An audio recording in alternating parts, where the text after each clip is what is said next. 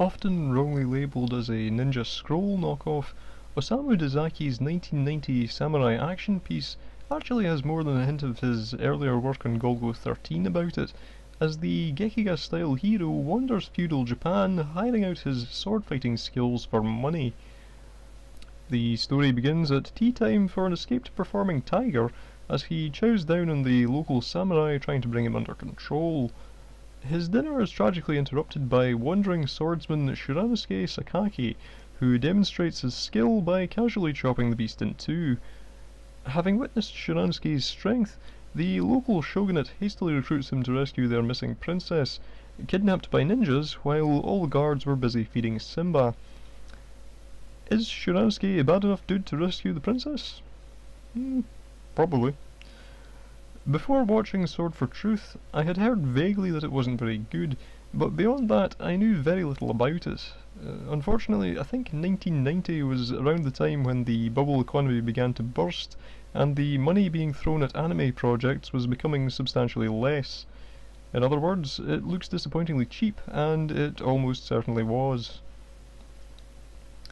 As a director, Dazaki was always the master of economy, but sadly this is far from his best work, with stiff animation and his usual flair for fight scenes not much in evidence. The DVD release of the film carries a quote in the box famously proclaiming it to be the best sword fighting action since Ninja Scroll, and anyone expecting that level of slick, stylized violence will no doubt be disappointed. Fights are plentiful, but very heavily reliant on freeze frames, and thanks to Shuranosuke's abilities, frequently far too short. The artwork is quite nicely done though, with Dazaki's long-term collaborator Akio Sugino present on character design duties.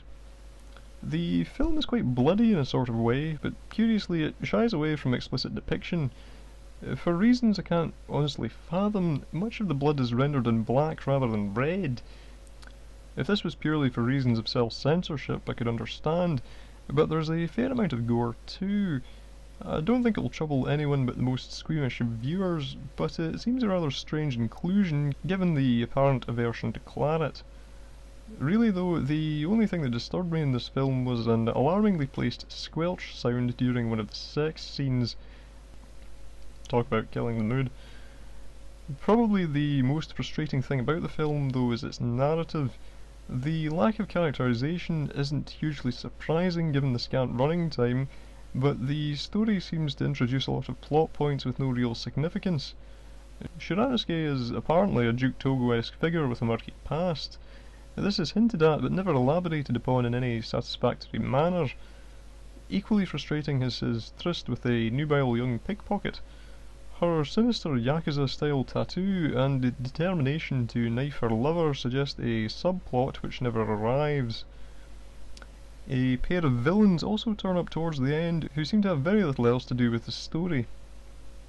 Most bizarre of all though is probably the drug-addled lesbian sex scene. The narration suggests that this will be relevant later on, but again it's never really touched on.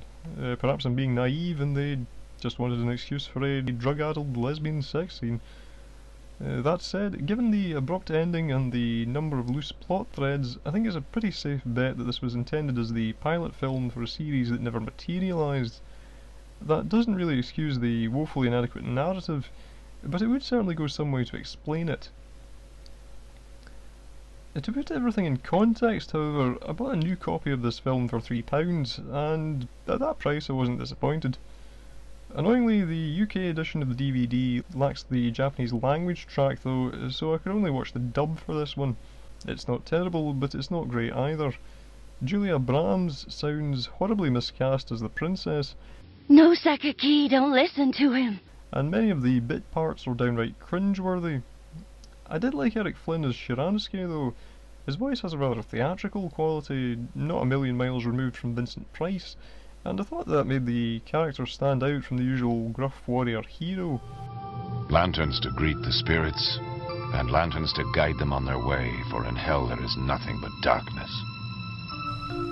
Much as it amused me though, I think I'd struggle to recommend Sword for Truth. It has its moments, and fans of the Dazaki Sugino tag team should certainly consider it. But for everyone else, there are simply better samurai titles out there.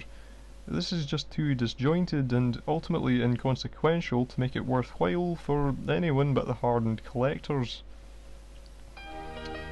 So in closing, I would rate this film as... Stand aside, monster. out of... Jiu-jitsu, actually.